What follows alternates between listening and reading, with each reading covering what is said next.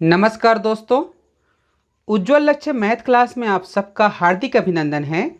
आज के इस वीडियो में हम सीखेंगे क्लास 6 एनसीईआरटी के तहत प्रश्नावली 1.2 के प्रश्न क्रमांक 3 को किस तरह से हल कर सकते हैं हम जानते हैं। तो चलिए सबसे पहले प्रश्न को पढ़ते हैं। कोई भी प्रश्न को बनाना है तो सबसे पहले प्रश्न को पढ़ना चाहिए, क्योंकि प्रश्न में ही उत्तर छिपा रहता है।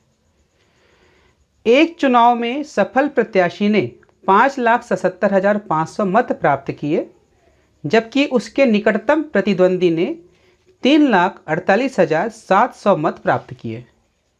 सफल प्रत्याशी ने चुनाव कितने मतों से जीता? आपने प्रश्न पढ़ लिया। अब बताइए जोड़ेंगे कि घटाएंगे? बहुत कन्फ्यूजन रहता है कि जोड़ें कि घटाएं, किस में किसको घटाएं।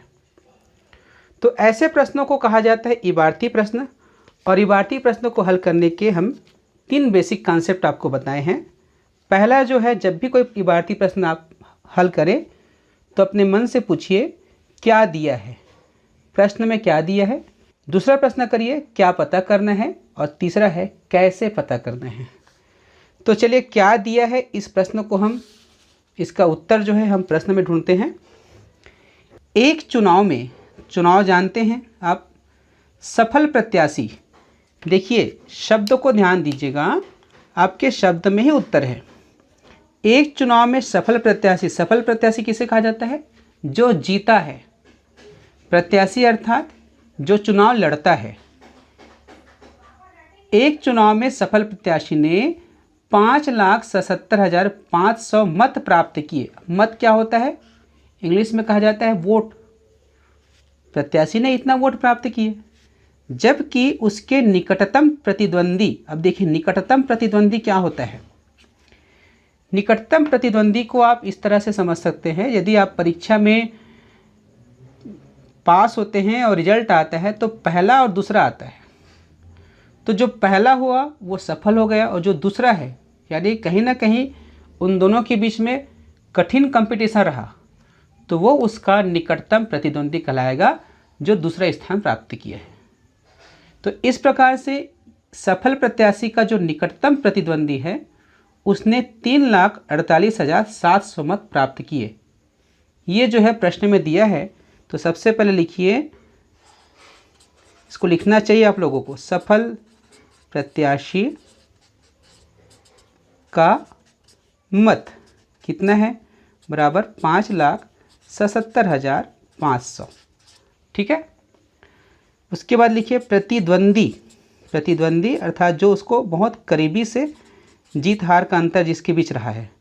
प्रतिद्वंदी का मत कितना है? 3,48,700। ये दिया गया है। ठीक है।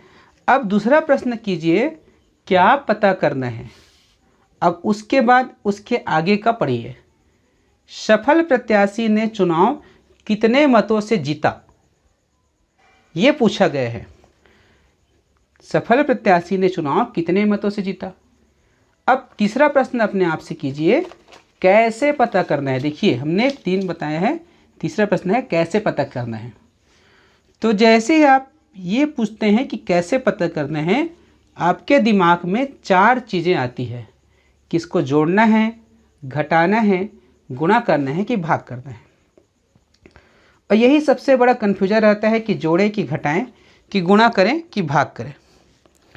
तो इसके लिए आपको क्या करना है, कुछ समय के लिए आप ये सोचिए, क्योंकि बड़ी संख्याओं के बीच में मौखिक गणना करने में दिक्कत होता है। तो कुछ समय के लिए आप इसे सोचिए। सफल प्रत्याशी ने 5 मत प्राप्त किया। जो पहला नंबर आया उसने 5 मत प्राप्त किया, जो दूसरा नंबर आया उसने 3 मत प्राप्त किया। अब बताओ पहला जो है दूसरे से कितना ज़्यादा प्राप्त किया है। यदि हम यह माने कि जो पहला प्रत्याशी है वो 5 मत प्राप्त किया है, दूसरा ने 3 मत प्राप्त किया है, तो ये इससे कितना ज़्यादा प्राप्त किया है? 2 प्राप्त किया, नहीं भी ज़्यादा। तो अब बताइए 5 और 3 के बीच में आपने क्या काम किया कि उत्तर 2 मिला। सोचिए। जी हाँ, आप सही बता दिए, इन दोनों को आपस में घटाए हैं, बस उत्तर आपको मिल गया। अब 5 क्या था, ये है, इसकी जगह माने थे 3 किसको माने थे, इसको माने थे, तो इसमें से इसको घटाना है, घटा दीजिए।